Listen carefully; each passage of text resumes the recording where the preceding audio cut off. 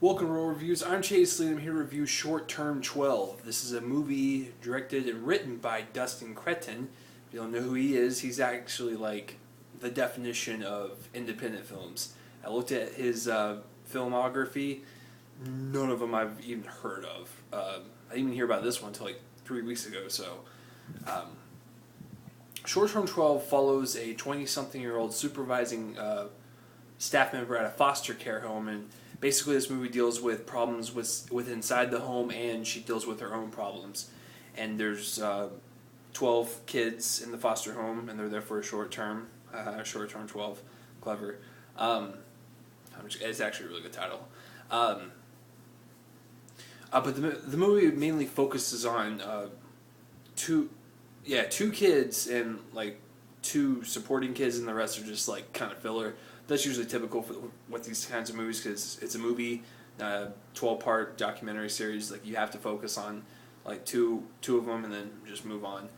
So let's get into this. Directing. Destin directs this beautiful movie that is so deep and so haunting at the same time, and at the same time uplifting. All these people go through all these problems, and they're told realistically, and they punch you right in the heart. Like, this is a heavy movie. It's got some comedic relief to ease the tension, but dear God, that movie just, it just weighed me down. He does a great job. I'm gonna tell you this right now. I didn't find one problem wrong with this movie at all, and that has to go with Destin. His writing and directing is so superb. And this had some of the best kid acting I have ever seen in my life. Let's get into the acting. Brie Larson, who is in 21 Jump Street, she was also in Spectacular Now, which was one of my favorite movies of this year. She plays the main person, and oh God, she is awesome. She's so good. And the kids, where'd they find these kids? These kids are like some of the best kid actors I've ever seen. There's a black teenager named Marcus, and he had the best acting in the entire movie. Like that kid was amazing. Dear God, everyone else did fantastic. Like there was nice supporting characters. The main characters were awesome. It's just everyone did really great, and there's so much emotional depth to every single person that it's just like, oh wow, like. Writer-director Destin knows how to direct some actors. That's great. That's what the director's supposed to do.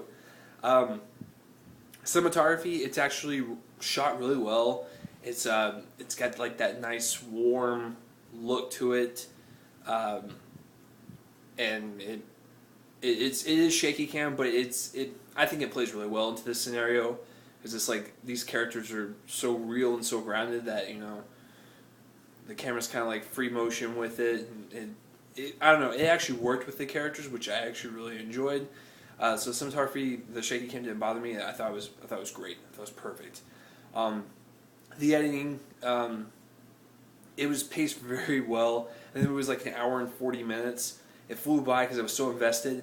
Let me just tell you how good this movie hooked me. I was actually hooked within the first minute, because it bookends.